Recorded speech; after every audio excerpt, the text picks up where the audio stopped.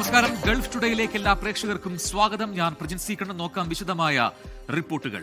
India Pakistan മത്സരത്തിന്റെ ആവേശം ഒട്ടും ചോരാതെയാണ് UAE-യിലെ ക്രിക്കറ്റ് പ്രേമികൾ ആഘോഷിച്ചത്. പാട്ടും ഡാൻസും കൊട്ടും മേളവുമായിട്ടായിരുന്നു ആഘോഷം. ദുബായിൽ നിന്ന് മുഹമ്മദ് റഖീസ് തയ്യാറാക്കിയ റിപ്പോർട്ട് കാണാം.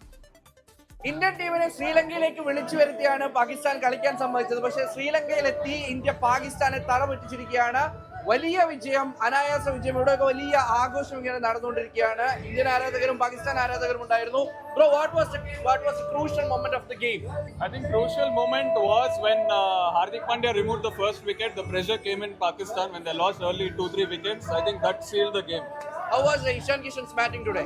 It was one of, considering how the pitch was, it was very slow and Pakistan were using almost 6 spinners back to back. I think his innings was very crucial for India's the total that they are putting.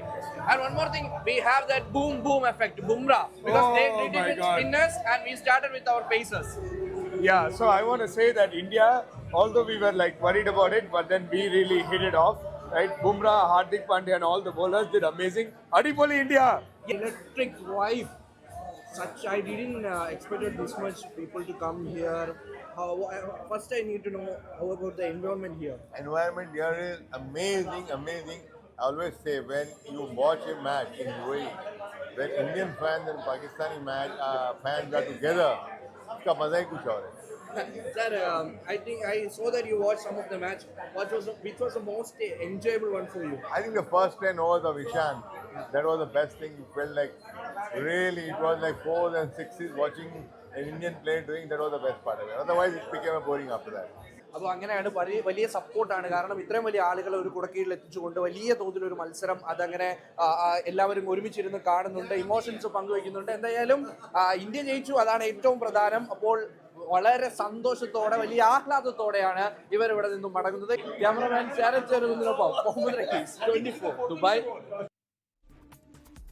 മറ്റു റിപ്പോർട്ടുകളിലേക്കാണ്. മൂന്നാമത് അന്താരാഷ്ട്ര ആയുഷ് സമ്മേളനത്തിനും പ്രദർശനമേളയ്ക്കും ദുബായിൽ തുടക്കമായി. ഇന്ത്യയുടെ പാരമ്പര്യ ചികിത്സാ രീതികളെ ലോകത്തിന് പരിചയപ്പെടുത്തുന്ന മേളയുടെ ഉദ്ഘാടനം കേന്ദ്രമന്ത്രി പ്രതാപ് റാവു ജാദവ് നിർവഹിച്ചു. ആദ്യ ദിനം തന്നെ 10,000-കണക്കിന് സന്ദർശകരാണ് മേളയിലെത്തിയത്. ആയുർവേദം, യോഗ, നാച്ചുറോപ്പതി, യുനാനി, സിദ്ധ, ഹോമിയോപ്പതി എന്നിവയുടെ ആഗോള പ്രചാരണം ലക്ഷ്യമാക്കിയാണ് മൂന്നാമത് അന്താരാഷ്ട്ര ആയുഷ് സമ്മേളനത്തിനും പ്രദർശനമേളയ്ക്കും ദുബായ് വേൾഡ് ട്രേഡ് സെന്ററിൽ തുടക്കമായിരിക്കുന്നത്. കേന്ദ്ര ആയുഷ് മന്ത്രാലയത്തിന്റെയും ദുബായ് ഇന്ത്യൻ കോൺസുലേറ്റിന്റെയും പിന്തുണയോടെ സയൻസ് ഇന്ത്യ ഫോറവും വേൾഡ് ആയുർവേദ ഫൗണ്ടേഷനും ചേർന്നാണ് മൂന്നാമത് അന്താരാഷ്ട്ര ആയുഷ് കോൺഫറൻസ് ആൻഡ് എക്സിബിഷൻ 2026 സംഘടിപ്പിക്കുന്നത്. മേളയുടെ ഉദ്ഘാടനം കേന്ദ്രമന്ത്രി പ്രതാപ് റാവു ജാദവ് നിർവഹിച്ചു. കേന്ദ്ര ആയുഷ് മന്ത്രാലയം സെക്രട്ടറി വൈദ്യ രാജേഷ് കൊട്ടേച്ച, UAE-യിലെ ഇന്ത്യൻ സ്ഥാനപതി Deepak Mittal, Dubai Indian consul general Satheesh Kumar Sivan തുടങ്ങിയവർ ഉദ്ഘാടന ചടങ്ങിൽ പങ്കെടുത്തു. ഹിസ്റ്റോറിക് മൂവ്മെന്റ് ആണിത്. ഇത്രയും വലിയൊരു ആയുഷ് ഇതുവരെ നമ്മൾ ചെയ്തിട്ടില്ല. But that is expected. ഓരോ എക്സിബിഷനും അല്ലെ ഓരോ കോൺഫറൻസ് വരുമ്പോഴും ഓരോ ഇവൻറ്റ് വരുമ്പോഴും അത് വലുതായിക്കൊണ്ടേ ഇരിക്കത്തുള്ളൂ. And we are very happy that ഇത്രയും വലിയൊരു ഇതിൽ it has come to such a state that delegation നിർത്തി വെക്കേണ്ടി വന്നു, പേപ്പേഴ്സ് നിർത്തി വെക്കേണ്ടി വന്നു, എക്സിബിഷൻ ഹാൾസ് മുഴുക്ക ഫുള്ളായിട്ട് 10 പേരോളം വെളിയിൽ നിൽപ്പുണ്ട്. അപ്പോൾ അത്രയ്ക്ക് വലിയൊരു സ്കെയിലാണിത്. And full credit to all the people who have worked behind this, especially from India. Ministry of Ayush നന്നായിട്ട് പുഷ് ചെയ്തിട്ടുണ്ട്. 35-ലേറെ രാജ്യങ്ങളിൽ നിന്നുള്ള 1500-ലേറെ ആയുഷ് പ്രതിനിധികൾ സമ്മേളനത്തിൽ പങ്കെടുക്കും. 31 അന്താരാഷ്ട്ര പ്രഭാഷകർ സമ്മേളനത്തെ അഭിസംബോധന ചെയ്യും. ആയുഷ് ആശുപത്രികൾ, ക്ലിനിക്കുകൾ, ഫാർമസ്യൂട്ടിക്കൽ നിർമ്മാതാക്കൾ, ഗവേഷണ സ്ഥാപനങ്ങൾ, വിദ്യാഭ്യാസ സ്ഥാപനങ്ങൾ എന്നിവയുടെ 45-ലേറെ പ്രദർശന സ്റ്റാളുകളാണ് സന്ദർശകർക്കായി ഒരുക്കിയിരിക്കുന്നത്. ആയുഷ് സമ്പ്രദായത്തെക്കുറിച്ചുള്ള ചൊവ്വാഴ്ച വരെ നടക്കുന്ന മേളയിൽ 1,00,000-ഓളം സന്ദർശകരെയാണ് പ്രതീക്ഷിക്കുന്നത്. 24 ദുബായ്. സൗദി അറേബ്യയിൽ റമദാൻ മാസപ്പിറവി നിരീക്ഷണം ചൊവ്വാഴ്ച നടക്കും. ചൊവ്വാഴ്ച വൈകുന്നേരം ചന്ദ്രക്കല ദർശിക്കുന്നവർ അത് കോടതിയിൽ റിപ്പോർട്ട് ചെയ്യണമെന്ന് സുപ്രീം കോടതി അറിയിച്ചു. നഗ്നനേത്രങ്ങൾ കൊണ്ടോ ദൂരദർശിനി വഴിയോ മാസപ്പിറവി കാണുന്നവർക്ക് അടുത്തുള്ള കോടതിയിലോ സെന്ററുകളിലോ വിവരം അറിയിക്കാം. ചൊവ്വാഴ്ച വൈകുന്നേരം മാസം കണ്ടാൽ ബുധനാഴ്ച റമദാൻ ആരംഭിക്കും. ചൊവ്വാഴ്ച മാസം കണ്ടില്ലെങ്കിൽ വ്യാഴാഴ്ചയാകും റമദാൻ ആരംഭിക്കുക. സൗദി അറേബ്യയിൽ ഉംറ തീർത്ഥാടകരുടെ എണ്ണത്തിൽ വൻ വർധന രേഖപ്പെടുത്തി. കഴിഞ്ഞ 3 വർഷത്തെ അപേക്ഷിച്ച് 2025-ൽ തീർത്ഥാടകരുടെ എണ്ണത്തിൽ 100% വർധനവുണ്ടായതായി ഹജ്ജ് ഉംറ മന്ത്രാലയം അറിയിച്ചു. തീർത്ഥാടകർക്ക് നൽകുന്ന സേവനങ്ങളുടെ ഗുണനിലവാരത്തിലും മികച്ച പുരോഗതിയാണ് മന്ത്രാലയം കൈവരിച്ചിരിക്കുന്നത്. തീർത്ഥാടന രംഗത്ത് വിപ്ലവകരമായ മാറ്റങ്ങൾക്കാണ് സൗദി അറേബ്യ സാക്ഷ്യം വഹിക്കുന്നത്. 172 രാജ്യങ്ങളിൽ നിന്നായി 1,24,00,000 ഉംറ വിസകളാണ് മന്ത്രാലയം കഴിഞ്ഞ വർഷം അനുവദിച്ചത്. തീർത്ഥാടകരുടെ സംതൃപ്തി നിരക്ക് 94% ഉയർന്നപ്പോൾ സേവനങ്ങളുടെ ഗുണനിലവാര സൂചിക 92%-ലെത്തി. ഹജ്ജ് സേവനങ്ങളിലും വലിയ പുരോഗതിയുണ്ട്. കഴിഞ്ഞ ഹജ്ജ് സീസണിൽ തീർത്ഥാടകരുടെ സംതൃപ്തി 91% ഉയർന്നു. വരാനിരിക്കുന്ന സീസണിലേക്ക് 10 ലക്ഷത്തിലധികം തീർത്ഥാടകർക്കുള്ള ടെന്റ് ബുക്കിംഗുകൾ ഇതിനകം പൂർത്തിയായി. 77 വിദേശ ഹജ്ജ് ഓഫീസുകളുമായി മന്ത്രാലയം കരാറുകൾ ഒപ്പുവെച്ചു. ഡിജിറ്റൽ സേവന രംഗത്ത് നുസുക്ക് ആപ്പ് വലിയ വിജയമായി മാറി. 4 കോടിയിലധികം പേരാണ് നിലവിൽ ഈ ആപ്പ് ഉപയോഗിക്കുന്നത്. കഴിഞ്ഞ ഹജ്ജ് സീസണിൽ 16 ലക്ഷം പേർക്ക് നുസുക്ക് കാർഡ് വഴി സേവനങ്ങൾ നൽകി. തീർത്ഥാടകർ വഴിതെറ്റിപ്പോകുന്നത് ഒഴിവാക്കാൻ നുസുക്ക് ഇനായ കേന്ദ്രങ്ങൾ വഴി സാധിച്ചു. 68% കുറവാണ് ഇത്തരത്തിലുള്ള കേസുകളിലുണ്ടായത്.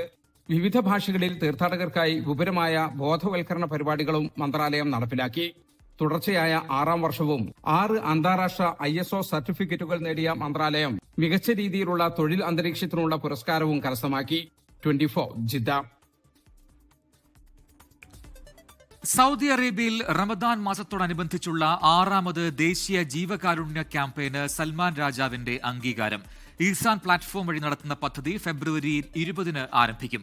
പുണ്യമാസത്തിൽ ദാനധർമ്മങ്ങൾ പ്രോത്സാഹിപ്പിക്കാനും അർഹരായവരിലേക്ക് സഹായം വേഗത്തിലെത്തിക്കാനുമാണ് സർക്കാർ ലക്ഷ്യമിടുന്നത്. കഴിഞ്ഞ വർഷങ്ങളിലെ പോലെ ഇത്തവണയും വലിയ ജനപങ്കാളിത്തമാണ് അധികൃതർ പ്രതീക്ഷിക്കുന്നത്. സൗദി അറേബ്യയിൽ ഹൌസ് ഡ്രൈവേഴ്സ് ഉൾപ്പെടെയുള്ള ഗാർഹിക തൊഴിലാളികളുടെ കരാർ വ്യവസ്ഥകളിൽ മന്ത്രാലയം സുപ്രധാന മാറ്റം വരുത്തി. ജോലിയിൽ നിന്ന് വിട്ടുനിൽക്കുന്ന തൊഴിലാളികളുടെ കരാർ അവസാനിപ്പിക്കാൻ തൊഴിൽ മന്ത്രാലയത്തിന്റെ പ്ലാറ്റ്ഫോം വഴി പുതിയ സേവനങ്ങൾ ആരംഭിച്ചു. ഈ സംവിധാനം വഴി പദവി ശരിയാക്കാൻ 60 ദിവസത്തെ സാവകാശമാണ് അനുവദിച്ചിരിക്കുന്നത്. മലയാളികൾ ഉൾപ്പെടെയുള്ള ആയിരക്കണക്കിന് പ്രവാസികളെ ഇത് ബാധിക്കും. സൗദി മാനവ വിഭവശേഷി സാമൂഹ്യ വികസന മന്ത്രാലയമാണ് ഗാർഹിക തൊഴിലാളികൾക്കായി ഇന്തിഖാഗ് അനിൽ അമൽ അഥവാ ജോലിയിൽ നിന്നുള്ള വിട്ടുനിൽക്കൽ എന്ന പുതിയ സേവനം ആരംഭിച്ചത്. ഹൌസ് ഡ്രൈവർമാർ, വീട്ടുവേലക്കാർ തുടങ്ങി ഗാർഹിക വിസയിലുള്ള മുഴുവൻ തൊഴിലാളികൾക്കും ഈ നിയമം ബാധകമാണ്. തൊഴിലുടമയും തൊഴിലാളിയും തമ്മിലുള്ള ബന്ധം സുതാര്യമാക്കുന്നതിനും അവകാശങ്ങൾ സംരക്ഷിക്കുന്നതിനുമായാണ് മുസാനിദ് വഴി ഈ സേവനം ലഭ്യമാക്കുന്നത്. പുതിയ നിയമപ്രകാരം ഒരു ഗാർഹിക തൊഴിലാളി ജോലിയിൽ നിന്ന് വിട്ടുനിന്നാൽ തൊഴിലുടമക്ക് മുസാനിദ് വഴി കരാർ അവസാനിപ്പിക്കാം. സൗദിയിലെത്തി 2 വർഷം തികയാത്ത തൊഴിലാളിയാണെങ്കിൽ കരാർ റദ്ദാക്കി 60 ദിവസത്തിനുള്ളിൽ നിർബന്ധമായും ഫൈനൽ എക്സിറ്റിൽ രാജ്യം വിടണം. നിശ്ചിത സമയത്തിനുള്ളിൽ മടങ്ങാത്ത പക്ഷം ഇവരെ ഇഖാമ തൊഴിൽ നിയമലംഘകരായി കണക്കാക്കും. സൗദിയിൽ 2 വർഷത്തിൽ കൂടുതലായ തൊഴിലാളികൾക്ക് പുതിയ നിയമം ആശ്വാസകരമായ മാറ്റങ്ങളും നൽകുന്നുണ്ട്. ഇത്തരക്കാർ ജോലിയിൽ നിന്ന് വിട്ടുനിന്നാൽ 60 ദിവസത്തിനുള്ളിൽ ഒന്നുകിൽ രാജ്യം വിടണം, അല്ലെങ്കിൽ പുതിയൊരു ജോലി കണ്ടെത്തി സ്പോൺസർഷിപ്പ് മാറണം. ഈ സമയപരിധിക്കുള്ളിൽ പദവി ശരിയാക്കാത്ത പക്ഷം ഇവർ നിയമവിരുദ്ധമായി രാജ്യത്ത് കഴിയുന്നതായി കണക്കാക്കപ്പെടുകയും നിയമ നടപടികൾ നേരിടേണ്ടി വരികയും ചെയ്യും. റിക്രൂട്ട്മെന്റ് മേഖലയിലെ നടപടികൾ കൂടുതൽ സുതാര്യമാക്കാനും തൊഴിൽ മാറ്റം സുഗമമാക്കാനും ലക്ഷ്യമിട്ടാണ് മന്ത്രാലയത്തിന്റെ ഈ നടപടി. ജലീൽ കണ്ണമംഗലം, 24 ജിദ്ദ. കൊച്ചിയിൽ നിന്ന് കുവൈറ്റിലേക്ക് യാത്ര തിരിച്ച എയർ ഇന്ത്യ വിമാനം അടിയന്തരമായി തിരിച്ചിറക്കി. AI 9253 വിമാനമാണ് കൊച്ചിയിൽ തിരിച്ചിറക്കിയത്. യാത്രയ്ക്കിടെ സാങ്കേതിക തകരാർ കണ്ടെത്തിയെന്നാണ് എയർ ഇന്ത്യയുടെ വിശദീകരണം. ഇന്ന് വൈകിട്ട് 4:30 കൊച്ചിയിൽ നിന്ന് യാത്രക്കാരുമായി പുറപ്പെട്ട വിമാനം 2 മണിക്കൂർ പറന്ന ശേഷമാണ് തിരിച്ചിറക്കിയത്. യാത്രക്കാർ എല്ലാവരും സുരക്ഷിതരാണ്. സാങ്കേതിക തകരാർ പരിഹരിച്ച് യാത്ര തുടരാനാകുമോ അതോ പകരം വിമാനം ഏർപ്പെടുത്തുമോ എന്ന കാര്യത്തിൽ വ്യക്തത വന്നിട്ടില്ല. യാത്ര മുടങ്ങിയ സാഹചര്യത്തിൽ അടിയന്തരമായി പകരം സംവിധാനം ഏർപ്പെടുത്തണമെന്ന് യാത്രക്കാർ ആവശ്യപ്പെട്ടു. നിയമക്കുരുക്കുകളിൽപ്പെട്ട് സൗദിയിൽ ദുരിതത്തിലായിരുന്ന കോഴിക്കോട് സ്വദേശി ഇബ്രാഹിം ഒടുവിൽ നാട്ടിലേക്ക് മടങ്ങി. ICF പ്രവർത്തകരുടെ ഇടപെടലുകളെ തുടർന്നാണ് താമസരേഖ പോലും ഇല്ലാതിരുന്ന ഇബ്രാഹിമിന് യാത്രാനുമതി ലഭിച്ചത്. കോഴിക്കോട് മൂഴിക്കൽ സ്വദേശിയായ ഇബ്രാഹിമാണ് തായിഫിലെ ICF പ്രവർത്തകരുടെ കരുതലിൽ ജന്മനാട്ടിലേക്ക് മടങ്ങിയത്. നീണ്ട 26 വർഷത്തെ പ്രവാസ ജീവിതത്തിനിടയിൽ കഴിഞ്ഞ 10 വർഷമാണ് ഇദ്ദേഹം സൗദിയിലെ തായിഫിൽ നിയമക്കുരുക്കിൽപ്പെട്ടത്. 2016 ജനുവരിയിലാണ് ഇബ്രാഹിം അവസാനമായി നാട്ടിൽ പോയി മടങ്ങിയത്. പിന്നീട് സ്പോൺസർ ഇഖാമ അഥവാ താമസരേഖ പുതുക്കി നൽകാത്തതിനെ തുടർന്ന് ഇബ്രാഹിമിന്റെ ജീവിതം പ്രതിസന്ധിയിലാവുകയായിരുന്നു. രേഖകളില്ലാത്തതിനാൽ നാട്ടിലേക്ക് മടങ്ങാനോ ജോലി ചെയ്യാനോ കഴിയാത്ത അവസ്ഥ. ഇബ്രാഹിമിന്റെ ദുരിതമറിഞ്ഞ ICF പ്രവർത്തകർ കഴിഞ്ഞ 3 മാസമായി ഈ കേസിന് പിന്നാലെയായിരുന്നു. ലേബർ കോടതിയിൽ നിന്നും അനുകൂല വിധി സമ്പാദിച്ച പ്രവർത്തകർ തുടർന്ന് പാസ്പോർട്ട് വിഭാഗമായ ജവാസാത്ത് മുഖേനയുള്ള തടസ്സങ്ങളും നീക്കി. ICF നേതാക്കളായ RM തൊൽഹത്ത്, കബീർ മുസ്ലിയാർ, സലാം ഏളാട്, അബ്ദുറഹ്മാൻ അഞ്ചുകണ്ടൻ, സാബിദ് ചെറുവണ്ണൂർ എന്നിവരുടെ നേതൃത്വത്തിലാണ് നിയമ നടപടികൾ പൂർത്തിയാക്കിയത്. മടക്കയാത്രക്കുള്ള വിമാന ടിക്കറ്റ് ICF ജുനൂബ് unit committee secretary Jafar Valiyora കൈമാറി. വർഷങ്ങളുടെ കാത്തിരിപ്പിന് അറുതി വരുത്തി പ്രവാസം അവസാനിപ്പിച്ച് മടങ്ങുമ്പോൾ തന്നെ സഹായിച്ച സുമനസുകൾക്ക് ഇബ്രാഹിം നന്ദി പറഞ്ഞു. 24 ജിദ്ദ. റമദാൻ മാസത്തിന് മുന്നോടിയായി ഗസയിലെ ജനങ്ങൾക്ക് വീണ്ടും സഹായവുമായി UAE ഭരണകൂടം. മരുന്നും ഭക്ഷണവും മറ്റ് അവശ്യ വസ്തുക്കളും ഉൾപ്പെടെയുള്ള വലിയ ശേഖരവുമായാണ് UAEയിൽ നിന്ന് പ്രത്യേക കപ്പൽ പുറപ്പെട്ടത്. ഗസയ്ക്ക് UAE നൽകിവരുന്ന ജീവകാരുണ്യ പ്രവർത്തനങ്ങളുടെ ഭാഗമായാണ് വീണ്ടും മാനുഷിക സഹായം അയച്ചത്. വിവിധ എമിറേറ്റുകളിൽ നിന്നുള്ള 16 ജീവകാരുണ്യ സംഘടനകൾ ചേർന്ന് ശേഖരിച്ച 7300 ടണ്ണിലധികം സാധനങ്ങളാണ് കപ്പലിലുള്ളത്. പുണ്യമാസത്തെ വരവേറ്റ് സംസം വെള്ളം ചെറിയ ബോട്ടിലുകളിൽ ഉപഭോക്താക്കളിലേക്ക് എത്തിച്ച് ലുലു. പുതുതായി വിപണിയിലെത്തിയ 330 മില്ലി ലിറ്റർ സംസം ബോട്ടിലുകൾ സൗദിയിലുടനീളമുള്ള ലുലു ഹൈപ്പർ മാർക്കറ്റുകളിൽ നിന്ന് ഉപഭോക്താക്കൾക്ക് വാങ്ങാൻ കഴിയും. King Abdullah bin Abdul Aziz ജലപദ്ധതിയുടെ നടത്തിപ്പുകാരായ നാഷണൽ വാട്ടർ കമ്പനിയുമായി സഹകരിച്ചാണ് പദ്ധതി നടപ്പിലാക്കുന്നത്. ELM കമ്പനിക്കാണ് വിതരണ ചുമതല. സംസം വെള്ളം ചെറിയ ബോട്ടിലുകളിൽ എളുപ്പത്തിലും കാര്യക്ഷമമായും ഉപഭോക്താക്കളിലേക്ക് എത്തിക്കാൻ കഴിഞ്ഞതിൽ അഭിമാനമുണ്ടെന്ന് Lulu hyper market Saudi director Muhammad Haris പറഞ്ഞു. സൗദിയിലെ ജിസാനിൽ OICC യൂത്ത് വിംഗ് സംഘടിപ്പിക്കുന്ന JPL ക്രിക്കറ്റ് ടൂർണമെന്റ് സീസൺ 3ക്ക് തുടക്കമായി. IPL മാതൃകയിൽ നടത്തുന്ന ക്രിക്കറ്റ് ലീഗിൽ 8 ടീമുകളിലായി 150-ൽ പരം കളിക്കാരാണ് പങ്കെടുക്കുന്നത്. ആദ്യ മത്സരത്തിൽ ടീം ബെസ്റ്റിനെ പരാജയപ്പെടുത്തി സൗദി ക്രിക്കറ്റ് ക്ലബ് വിജയിച്ചു. OICC ദക്ഷിണ മേഖലാ പ്രസിഡന്റ് അഷ്റഫ് കുറ്റിച്ചൽ ഉദ്ഘാടനം ചെയ്തു. ഉസ്മാൻ കുറ്റുംബ, നാസർ ചേലേമ്പ്ര, പോലീസ് മേധാവി ഹുസൈൻ, ജില്ലു ബേബി തുടങ്ങിയവർ സംസാരിച്ചു. ജിദ്ദയിൽ പത്തനംതിട്ട ജില്ലാ സംഗമം 17ാമത് വാർഷികം ആഘോഷിച്ചു. അമൃതോത്സവം 2026 എന്ന പേരിൽ നടന്ന പരിപാടി വൈവിധ്യമാർന്ന കലാപരിപാടികൾ കൊണ്ട് ശ്രദ്ധേയമായി. പ്രസിഡന്റ് അയ്യൂബ് ഖാൻ പന്തളം അധ്യക്ഷത വഹിച്ചു. Jeddah Indian consul Kamlesh Kumar Meena ഉദ്ഘാടനം ചെയ്തു. സുമേഷ് കുട്ടിക്കൽ, മിംസ്മി, കലാഭവൻ രാജേഷ് എന്നിവർ നയിച്ച മെഗാ മ്യൂസിക് നൈറ്റും അരങ്ങേറി. ഉല്ലാസ് കുറുപ്പ് മെമ്മോറിയൽ അവാർഡ് ഗായിക മുംതാസ് അബ്ദുറഹ്മാനും ഷാജി ഗോവിന്ദ് അവാർഡ് അർഷാദ് നൌഫലിനും സമ്മാനിച്ചു. PJ's icon of the year award founder മെമ്പറും മുൻ പ്രസിഡന്റുമായിരുന്ന അലി റാവുത്തർ തേക്കുതോടിന് സമ്മാനിച്ചു. ആണവ ചർച്ചകൾക്കിടെ ഇറാനെതിരെ നിലപാട് കടുപ്പിച്ച അമേരിക്ക. ആഴ്ചകൾ നീണ്ടു നിൽക്കുന്ന സൈനിക നടപടികൾക്ക് അമേരിക്കൻ സൈന്യം തയ്യാറെടുക്കുന്നു എന്നാണ് റിപ്പോർട്ടുകൾ. ഇറാൻ അമേരിക്ക 2ാം വട്ട ആണവ ചർച്ച ചൊവ്വാഴ്ച സ്വിറ്റ്സർലൻഡിലെ ജനീവയിൽ നടക്കും.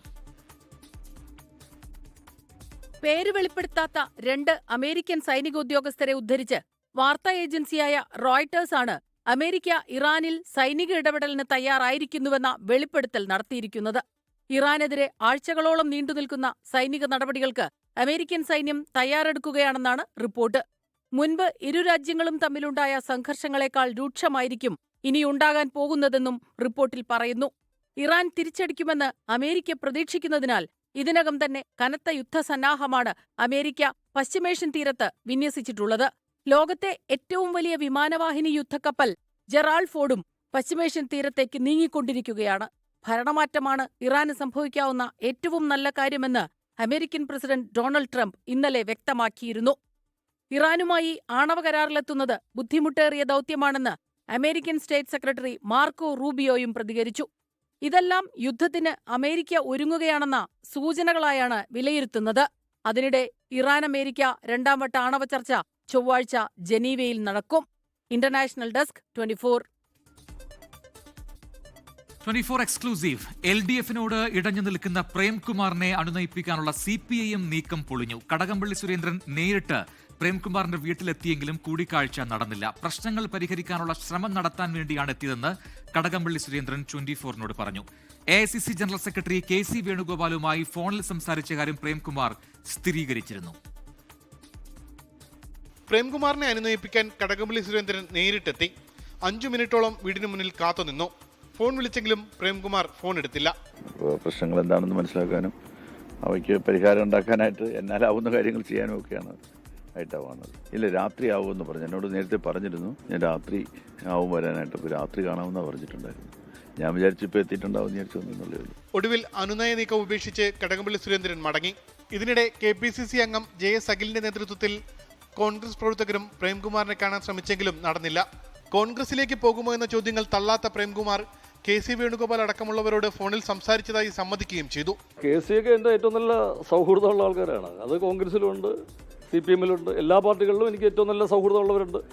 അവർ പലരും എന്നെ വിളിക്കാറുണ്ട്, സംസാരിക്കാറുണ്ട്. അത്രയേ ഉള്ളൂ. അങ്ങനെ KC ഇടയ്ക്ക് വിളിച്ചിരുന്നു, സംസാരിച്ചിരുന്നു.